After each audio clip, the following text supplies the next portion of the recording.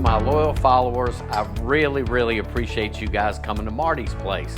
It means the world to me, and I hope that what I'm doing is I'm helping you with some some everyday cooking things, some easy recipes, some things that you can do. I try not to make this show overcomplicated, because why do that? Because if it's overcomplicated, you're not going to do the recipes. So here's my riff on Oysters Rockefeller. Now, I take my beautiful Gulf oysters, open them up, okay? Then I have taken some spinach, a simple saute of garlic, and salt, okay? With some olive oil. Now, the oysters, get the spinach on top, which is, you recognize, traditional for Oysters Rockefeller. But it's a little something I'm doing a little different that I think adds a heck of a lot of flavor. What I do is I take boursin cheese and put a little bit of boursin on top of each oyster. Not too much, but a little bit. And that's going to add a ton of flavor.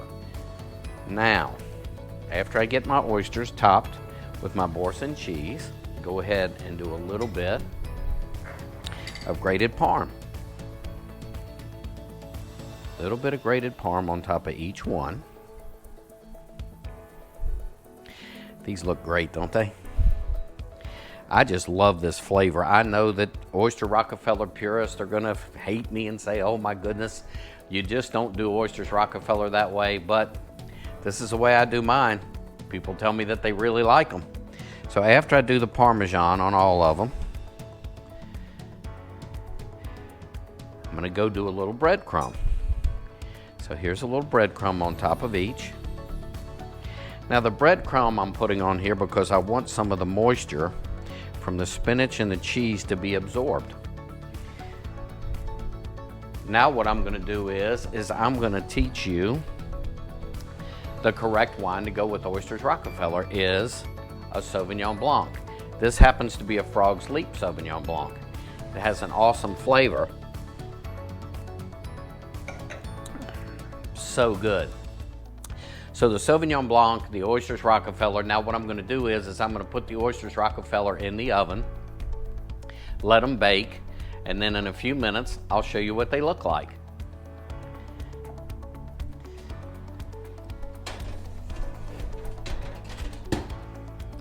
Now, if you noticed, I used a cast iron oyster pan.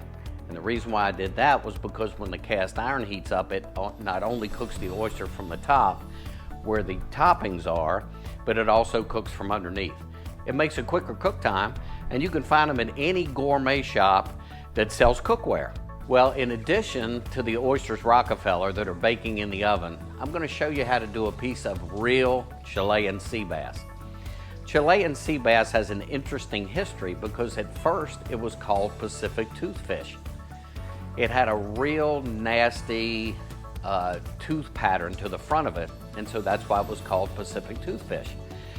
When it had that name, people didn't, really know how good the fish was. People were scared to purchase it. Hence, they came up with the name Chilean Sea Bass. And man, let me tell you something. The Pacific toothfish is looking over its shoulder ever since, because all of a sudden it's the hottest fish on the market. You can also tell by the price. Sometimes Chilean sea bass runs as much as $35 a pound. So it is the filet mignon of the sea. So what I've done here is I've got a piece of this beautiful fish, and then we take and we put some miso glaze on it. What this is equal parts mirin, equal parts rice vinegar, and equal parts white miso paste. What you do is you pan sear the fish. After it's pan seared, you top it with this glaze. And the glaze is awesome because it's savory and it's got a little sweetness to it. It almost forms like a candy crust. And I'm going to show you what I'm talking about because I'm going to go ahead and plate what I have. We've got our beautiful sea bass, and we have our rice that we do at the restaurant. Now this rice is Reese Beasy rice. And what we do, we take peas and carrots and we saute them together. Then we take our sea bass, put it on top of the rice that has the peas and the carrots in it. And then we take some beautiful snow peas and we put them around the dish. Now, isn't this an awesome presentation? The flavor of this fish is absolutely amazing. So much so, I'm gonna take a fork and try it. Look how beautiful this is. And with the rice, it's amazing. It eats like butter. The sauteed snow peas are perfect with it. And here we have a salute to you guys because I'm so happy that you're coming to watch and you're coming to learn. Cheers. Okay, it's time to check these oysters out. Here they come.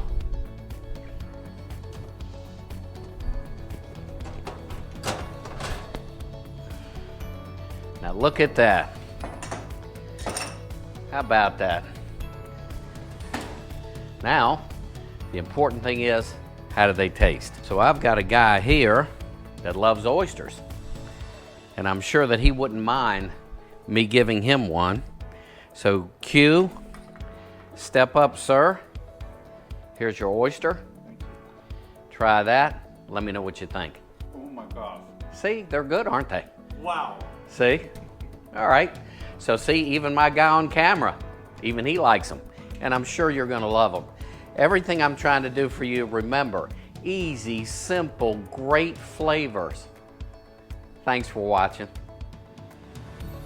I want to thank you once again, and if you like what you're seeing, don't forget, subscribe to Marty's Place on the YouTube channel. Thank you guys.